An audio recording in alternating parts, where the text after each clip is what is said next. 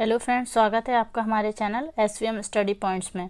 और आज हम पढ़ने वाले हैं रेस्पिरेटरी सिस्टम के बारे में, यानी कि श्वसन तंत्र के बारे में। और इस टॉपिक से रिलेटेड जितने भी इम्पोर्टेंट क्वेश्चंस हैं उन सभी को आज हम इस वीडियो में कवर करने वाले हैं। तो चलिए शुरू करते हैं आज की अपनी ये वीडियो। सबसे पहले देखेंगे हम अपना फर्स्ट क्वेश्चन, मनुष्य के श्वसन तंत्र का मुख्य अंग कौन सा है। तो फ्रेंड्स बताइए इसका आंसर, मनुष्य के श्वसन तंत्र का मुख्य अंग कौन सा है। तो इसका करेक्ट आंसर हो जाएगा ऑप्शन बी, यानी फेफड़े। लंग्स जो हैं वो मनुष्य के श्वसन तंत्र का मुख्य पार्ट हैं। नेक्स्ट क्वेश्चन देखेंगे, नसिका से फेफड़ों तक हवा पहुंचाने वाली नली क्या कहलाती है।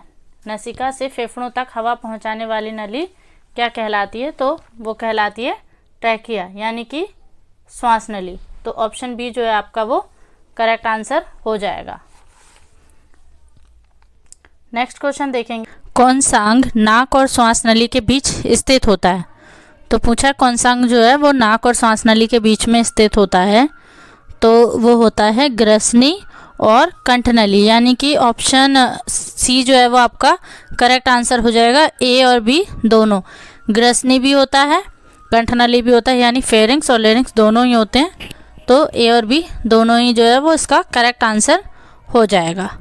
नेक्स्ट क्वेश्चन देखेंगे, कौन सी गैस श्वसन के दौरान सर्वाधिक बाहर निकलती है। तो सर्वाधिक पूछा है तो इसका करेक्ट आंसर हो जाएगा nitrogen.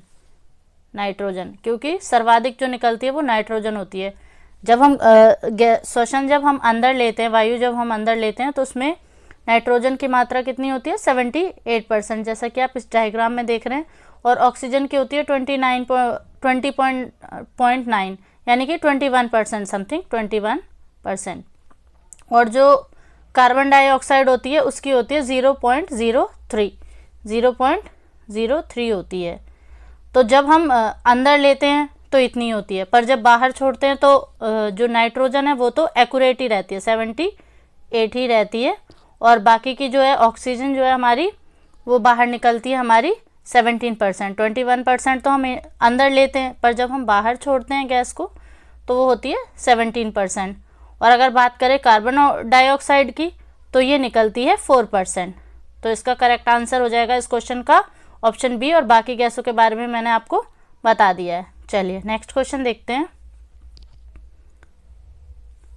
C6H12O6 plus 6O2 is equal to 6 CO2 plus 6H2O plus energy, ये समीकरण किस प्रक्रिया का है। तो फ्रेंड्स आपको बताना है ये जो फॉर्मूला है, ये समीकरण है, ये किस प्रक्रिया का है। तो इसका करेक्ट आंसर हो जाएगा श्वसन, यानी कि रेस्पिरेशन का ये फॉर्मूला है। नेक्स्ट क्वेश्चन की तरफ बढ़ेंगे, ऑक्सीजन रक्त में किससे जुड़ता है। ऑक्सीजन रक्त में किससे जुड़ता है। तो ऑक्सीजन जुड़ता है हीमोग्लोबिन से, यानी कि ऑप्शन बी जो है वो आपका करेक्ट आंसर हो जाएगा। ऑक्सीजन रक्त में हीमोग्लोबिन से जुड़ता है। नेक्स्ट क्वेश्चन देखेंगे, मनुष्य में श्वसन की सामान्य दर कितनी होती है। तो जो हम मनुष्य हैं, जो हम आम इंसान होते हैं, उनमें श्वसन की दर कितनी होती है। तो उनमें होती है 12 से 18 प्रति मिनट, 12 से 18। ये फ्रेंड्स एक्यूरेट किसी भी उसमें बताया नहीं जाता, मतलब एग्जाम में मिलते जुलते जो भी ऑप्शन होंगे आपको उसके अकॉर्डिंग टिक करना होता है। और जो अब पूछा है मनुष्य में श्वसन की सामान्य दर हो गई है, तो पर जब रेस्ट के टाइम होता है तो कितनी होती है, जो हमारी हार्ट बीट मतलब ब्रीथिंग है वो कितनी होती है। तो वो होती है फ्रेंड 16 से लेके 20, 16 से 20 के बीच में होती है। तो अकॉर्डिंग टू क्वेश्चन और क्वेश्चन के अकॉर्डिंग ही आपको इसका मतलब टिक करना है आंसर कि क्या पूछा है, नॉर्मल पूछा है, सामान्य दर पूछिए, या फिर रेस्ट के टाइम पूछिए, या वयस्क मनुष्य की पूछिए, उसके अकॉर्डिंग ही आप आंसर को टिक करेंगे। चलिए नेक्स्ट क्वेश्चन देखेंगे, फेफड़ों में गैसों का आदान प्रदान कहाँ से होता है। फेफड़ों में गैसों का आदान प्रदान कहाँ से होता है। तो वो होता है फ्रेंड्स एल्वियोली के थ्रू। इसका करेक्ट आंसर हो जाएगा ऑप्शन सी, एल्वियोली के थ्रू होता है। ये वाला जो पार्ट होता है ना हमारा, ये इसको हम एल्वियोली बोलते हैं। एल्वियोली जो कि हवा का आदान प्रदान करती हैं, ऑक्सीजन को अंदर लेके जाती हैं और ब्लड में से कार्बन डाइऑक्साइड को बाहर निकालती हैं। ये जो बलून्स की तरह ही संरचना होती है, इसको ही एल्वियोली बोलते हैं। नेक्स्ट क्वेश्चन देखेंगे, डायफ्राम का मुख्य कार्य क्या है?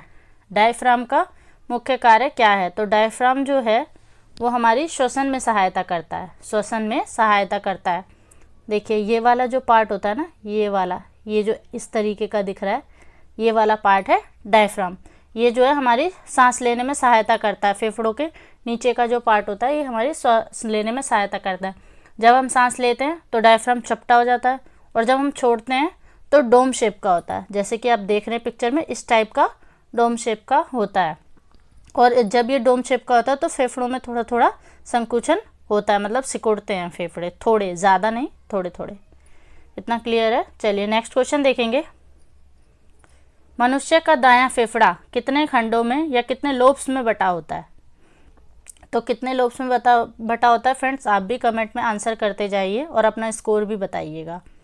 इसका आंसर हो जाएगा फ्रेंड्स 3, यानी कि 3। मनुष्य का जो दायां फेफड़ा है वो 3 पार्ट्स में बटा होता है। देखिए 1, 2 और 3 पार्ट्स, ये हो गए ना, यानी कि राइट लंग, दायां फेफड़ा यानी राइट लंग। और देखिए फ्रेंड्स, इसमें लेफ्ट फेफड़े की बात करें, लेफ्ट लंग की बात करें यानी बाएं फेफड़े की, तो ये होता है 2 भागों में बटा होता है। चलिए नेक्स्ट क्वेश्चन देखते हैं, श्वसन के दौरान कार्बन डाइऑक्साइड शरीर से कैसे बाहर आती है? तो जब हम सांस लेते हैं तो कार्बन डाइऑक्साइड जो है वो हमारी सांस जब हम बाहर की तरफ छोड़ते हैं तब आती है बाहर, श्वास छोड़ने के साथ। तो इसका ऑप्शन सी जो है वो करेक्ट आंसर हो जाएगा फ्रेंड्स। नेक्स्ट क्वेश्चन देखेंगे, श्वसन तंत्र को ढकने वाली झिल्ली का नाम क्या है? श्वसन तंत्र को ढकने वाली झिल्ली का नाम क्या है? तो इसका करेक्ट आंसर हो जाएगा ऑप्शन ए, प्लूरा। प्लूरा, जो ये हमारे लंग्स होते हैं ना, इसके चारों तरफ ऐसे एक प्रोटेक्शन के लिए एक झिल्ली होती है जिसका नाम है प्लूरा। और इसके ना 2 लेयर्स होती हैं, 2 लेयर्स। एक जो अंदर वाली लेयर होती है वो होती है पेरिटल प्लूरा, और बाहर वाली जो लेयर होती है वो होती है विसरल प्लूरा। तो ये भी आप याद करिएगा, ठीक है। नेक्स्ट क्वेश्चन देखेंगे, श्वसन क्रिया में ऊर्जा कहाँ उत्पन्न होती है? तो जब श्वसन क्रिया होती है वो, तो ऊर्जा कहाँ पर उत्पन्न होती है? तो ऊर्जा उत्पन्न होती है फ्रेंड्स माइटोकॉन्ड्रिया में उत्पन्न होती है ऊर्जा। ये देखिए ये वाला जो पार्ट होता है ना, ये होता है हमारा माइटोकॉन्ड्रिया। नेक्स्ट क्वेश्चन देखेंगे, श्वसन क्रिया को वैज्ञानिक रूप से क्या कहा जाता है? श्वसन क्रिया को वैज्ञानिक रूप से क्या कहा जाता है? तो इसका करेक्ट आंसर होगा कोशिकीय श्वसन, यानी कि सेल्यूलर रेस्पिरेशन। ऑप्शन ए जो है वो इस क्वेश्चन का करेक्ट आंसर हो जाएगा। नेक्स्ट क्वेश्चन देखेंगे, सामान्य श्वसन के दौरान जब हम सांस छोड़ते हैं तो क्या होता है? सामान्य श्वसन के दौरान जब हम सांस छोड़ते हैं तो क्या होता है? तो इसका करेक्ट आंसर हो जाएगा फ्रेंड्स ऑप्शन बी, फेफड़ों में जो है वो कुछ वायु शेष रह जाती है। मतलब जब हम सांस बाहर छोड़ते हैं तो ऐसा नहीं है कि पूरी वायु एक ही साथ, मतलब जो पूरी गैस है वो एक ही साथ बाहर निकल जाती है, उसमें कुछ मात्रा में फेफड़ों के अंदर, हमारे लंग्स के अंदर रहती हैं वो। तो इसका ऑप्शन बी जो है वो करेक्ट आंसर हो जाएगा। नेक्स्ट क्वेश्चन देखेंगे, निम्नलिखित में से कौन से मानव श्वसन तंत्र के अंग हैं? इनमें से कौन से मानव श्वसन तंत्र के अंग हैं? तो फ्रेंड्स इसका करेक्ट आंसर हो जाएगा, देखिए ट्रैकिया जो है वो वायु नली, तो वो भी हमारी श्वसन का अंग है। लंग्स भी हैं, और जो डायफ्राम है ये हमारी सांस लेने में सहायता करता है, लंग्स के नीचे का पार्ट होता है, तो ये भी हमारा श्वसन तंत्र का ही अंग है। तो इसका करेक्ट आंसर हो जाएगा option D, all of the above, यानी कि सभी, उपयुक्त सभी। तो इतना क्लियर है। नेक्स्ट क्वेश्चन देखेंगे, निम्नलिखित में से छोड़े गए श्वास में शामिल होता है? तो छोड़े गए श्वास में जो है शामिल होता है, मैंने अभी जैसा आपको पीछे क्वेश्चन में बताया था, नाइट्रोजन भी शामिल होता है। कितना होता है फ्रेंड्स? रिवाइज करेंगे, 78% होता है नाइट्रोजन। ऑक्सीजन जो होता है, जब छोड़े गए की बात की है तो ये रहेगा 17%, और कार्बन डाइऑक्साइड जो है वो रहेगा 4%। तो इसका करेक्ट आंसर हो जाएगा उपयुक्त सभी, यानी ऑल ऑफ दिस जो है करेक्ट आंसर हो जाएगा। छोड़ी गई सांस में ये तीनों ही गैसें जो हैं शामिल होती हैं, पर बस इसमें यही है, नाइट्रोजन जो है वो जितनी रहती है उतनी ही बाहर जाती है, और जो ऑक्सीजन है वो ली ज़्यादा जाती है, पर वापस जब उसको छोड़ते हैं तो उसकी मात्रा में 4% की कमी आ जाती है, 17% रह जाती है। तो चलिए नेक्स्ट क्वेश्चन देखेंगे।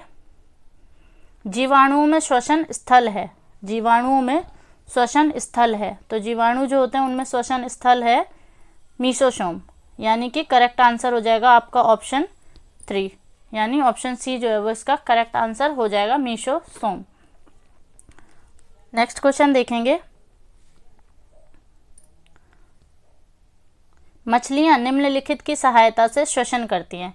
तो फ्रेंड जो मछलियां हैं वो किसकी सहायता से श्वसन करती हैं, आपको बताना है ये आंसर। चलिए इसका करेक्ट आंसर देख लेते हैं क्या होगा। तो इसका करेक्ट आंसर हो जाएगा गिल्स से, गिल्स से। मछलियां जो होती हैं वो गिल्स से श्वसन करती हैं। जैसे ये देख रहे हैं ना, ये रेड वाला पार्ट, ये होता है गिल्स। मछलियां जो हैं गिल्स से श्वसन करती हैं। नेक्स्ट क्वेश्चन देखेंगे। जब अनॉक्सी श्वसन की क्रिया जीवाणु और कवक में होती है तो उसे क्या कहते हैं, तो उसको क्या कहते हैं, उसको कहते हैं किण्वन। ऑप्शन बी जो है वो इसका करेक्ट आंसर हो जाएगा, किण्वन कहते हैं। और जो ये शराब और सिरका मतलब जिसके थ्रू बनता है उस प्रक्रिया को भी किण्वन ही कहा जाता है, वो किण्वन प्रक्रिया के ही द्वारा बनते हैं शराब और सिरका, तो ये भी आप याद रखिएगा। नेक्स्ट क्वेश्चन देखेंगे।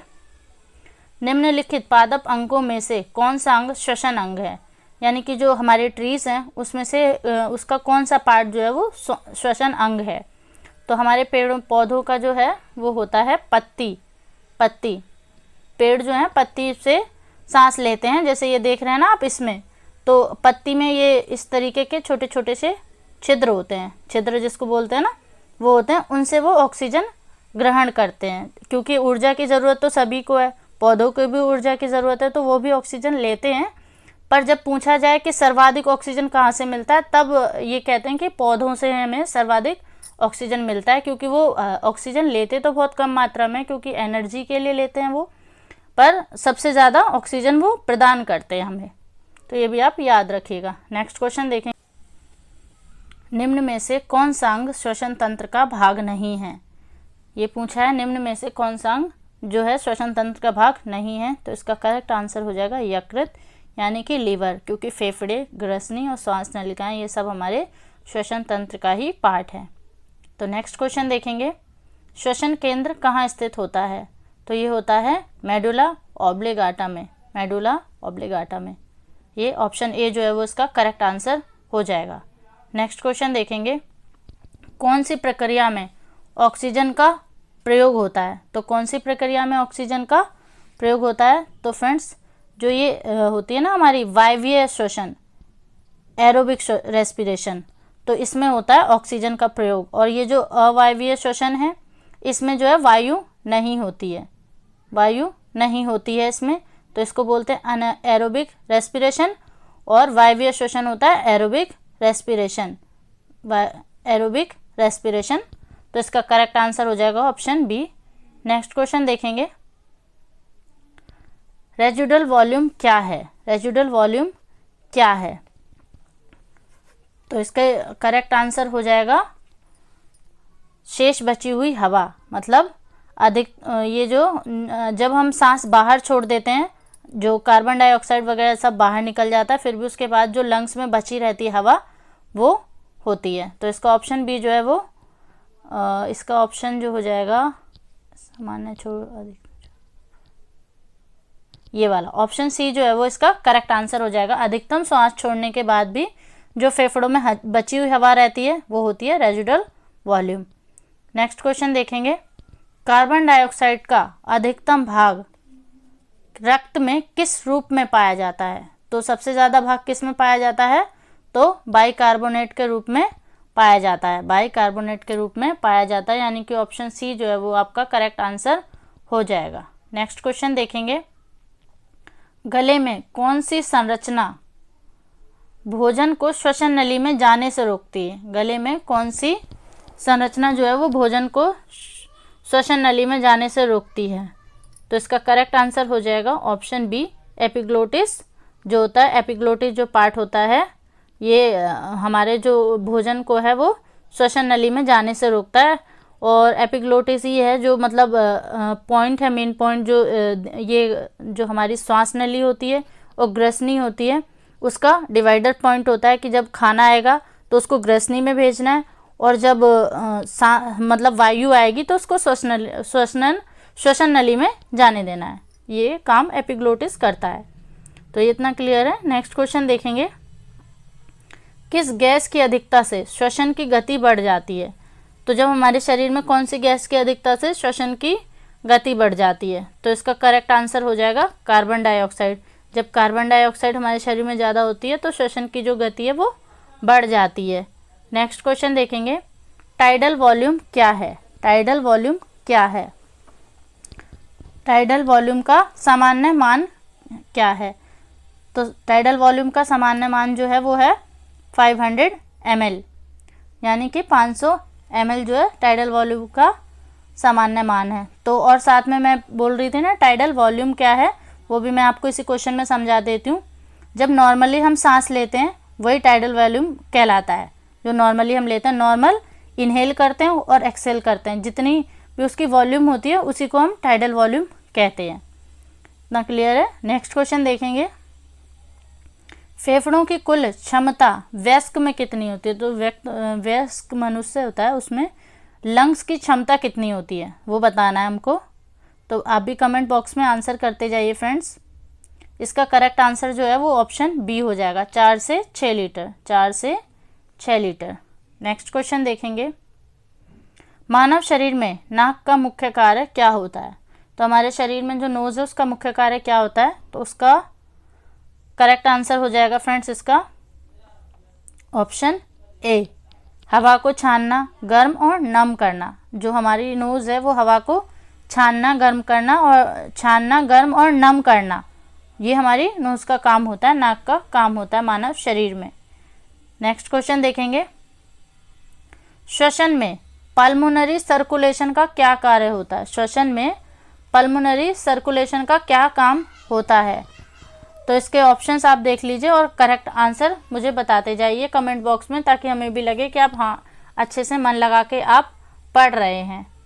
तो इसका करेक्ट आंसर हो जाएगा उपरोक्त सभी, यानी कि ऑप्शन डी, क्योंकि रक्त को ऑक्सीजन देना भी इसी का होता है, पल्मोनरी सर्कुलेशन का, और रक्त को कार्बन डाइऑक्साइड निकालना रक्त में से ये भी होता है, और रक्त को फेफड़ों से हृदय तक ले जाने का काम भी इन्हीं का होता है। तो इसका करेक्ट आंसर जो है वो ऑप्शन डी हो जाएगा, उपरोक्त सभी। नेक्स्ट क्वेश्चन देखेंगे, वाइटल कैपेसिटी किसे कहते हैं? वाइटल कैपेसिटी किसे कहते हैं? तो इसका करेक्ट आंसर हो जाएगा ऑप्शन बी, अधिकतम श्वास और अधिकतम निष्कासन का जो योग होता है, जो हम सांस लेते हैं और निकालते हैं, उसके ही योग को कहते हैं वाइटल कैपेसिटी। वाइटल कैपेसिटी, तो इसका जो है करेक्ट आंसर ऑप्शन बी हो जाएगा। नेक्स्ट क्वेश्चन देखेंगे, वाइटल कैपेसिटी का मान किस पर निर्भर करता है? जो वाइटल कैपेसिटी होता है उसका मान किस पर निर्भर करता है? तो इसका मान निर्भर करता है फ्रेंड्स उम्र और लिंग पर। ऑप्शन ए जो है वो आपका करेक्ट आंसर हो जाएगा, एज एंड जेंडर पर निर्भर करता है। तो इसका नेक्स्ट क्वेश्चन देखेंगे हम, एटीपी का मुख्य कार्य क्या होता है? एटीपी का मुख्य कार्य क्या होता है? इसका करेक्ट आंसर हो जाएगा फ्रेंड्स कोशिका को ऊर्जा प्रदान करना। जो एटीपी होता है वो हमारी कोशिकाओं को ऊर्जा प्रदान करता है, एनर्जी प्रदान करता है, जो कि हमारी कोशिकाओं में एटीपी के रूप में संचित होती है। एनर्जी जो है, जैसे हमारी बॉडी, जैसे हम बाहर मतलब लोग बोलते हैं जैसे सेविंग्स को रखते हैं करेंसी के तौर पे कि भाई ये हमारे आगे काम आएगा, वैसे ही हमारी बॉडी में जो है वो एटीपी संचित रहती है, एनर्जी जो है वो संचित रहती है हमारी एटीपी के रूप में। एटीपी के रूप में एनर्जी संचित रहती है हमारी बॉडी में, कोशिकाओं में। नेक्स्ट क्वेश्चन देखेंगे, एटीपी में कितने फास्फेट समूह होते हैं? एटीपी में कितने फास्फेट समूह होते हैं? तो इसका करेक्ट आंसर जो है वो हो जाएगा ऑप्शन सी, यानी कि 3 समूह होते हैं फास्फेट के एटीपी में। नेक्स्ट क्वेश्चन देखेंगे, एम्फीसेमा बीमारी का संबंध है? तो एम्फीसेमा जो बीमारी है उसका संबंध है फेफड़ों से, यानी कि लंग्स से संबंधित है एम्फीसेमा बीमारी। नेक्स्ट क्वेश्चन देखेंगे, माइटोकॉन्ड्रिया को पावर हाउस ऑफ सेल क्यों कहा जाता है? माइटोकॉन्ड्रिया को पावर हाउस ऑफ सेल क्यों कहा जाता है? तो इसका करेक्ट आंसर हो जाएगा क्योंकि यहाँ पर जो है वो ग्लूकोज का पूर्ण ऑक्सीकरण होता है। जो माइटोकॉन्ड्रिया होता है इसमें हमारे ग्लूकोज का पूर्ण ऑक्सीकरण होता है। श्वसन तंत्र का कौन सा भाग वॉइस बॉक्स कहलाता है? जो हमारा श्वसन तंत्र है उसका कौन सा भाग जो है वो वॉइस बॉक्स कहलाता है? तो उसको स्वर यंत्र भी कहते हैं जिसको हम, तो वो है ऑप्शन बी कंठ यानी कि लेरिंग्स। लेरिंग्स जो है हमारा वो वॉइस बॉक्स भी कहलाता है जिसको हम स्वर यंत्र भी बोलते हैं। नेक्स्ट क्वेश्चन देखेंगे, किस रोग में श्वसन मार्ग में सूजन आ जाती है? किस रोग में श्वसन मार्ग में सूजन आ जाती है? तो श्वसन मार्ग में सूजन आ जाती है फ्रेंड्स एस्थमा में। ऑप्शन ए जो है वो हमारा करेक्ट आंसर हो जाएगा। जैसा कि आप इसमें देख रहे हैं ये हमारे लंग्स हैं, जब एस्थमा होता है तो क्या होता है इसके अंदर सूजन आ जाती है, तो ये सिकुड़ते हैं तो सांस लेने में बहुत प्रॉब्लम आती है, कठिनाई से सांस आ पाती है, तो ये एस्थमा के सिचुएशन में होता है। और इसमें एस्थमा में ये भी होता है कि जब हम सांस लेते हैं तो हल्की सी जैसे सीटी की आवाज़ होती है वैसी आवाज़ आने लगती है। अगर क्वेश्चन आ जाता है कि कौन से रोग में सीटी की आवाज़ आती है, कौन से रोग में जब हम सांस लेते हैं तो सीटी की आवाज़ आती है, तो उसका भी करेक्ट आंसर आप एस्थमा ही टिक करेंगे। चलिए ये है आपके लिए क्वेश्चन 41 जो क्वेश्चन नंबर है वो आपके लिए, आपको इसका आंसर कमेंट बॉक्स में बताना है। क्वेश्चन है श्वसन तंत्र का कौन सा भाग वायुनली को सिकुड़ने से रोकता है? तो वायुनली को सिकुड़ने से कौन सा भाग रोकता है? तो इसके आपके ये ऑप्शंस हैं, आपको इसका आंसर कमेंट बॉक्स में बताना है और अपना स्कोर भी बताना है। वीडियो के दौरान आपने कितने करेक्ट आंसर दिए इसका स्कोर भी बताना है। तो कैसी लगी आपको हमारी ये वीडियो आपको कमेंट में ज़रूर बताना। अपना फीडबैक हमें कमेंट में ज़रूर दें, इससे हमें मोटिवेशन मिलती है। और जो है अगर अभी तक आपने चैनल को सब्सक्राइब नहीं किया है तो चैनल को सब्सक्राइब कर लीजिए ताकि जो नए नोटिफिकेशन है वीडियोज़ के वो आपको टाइम टू टाइम मिलते रहें।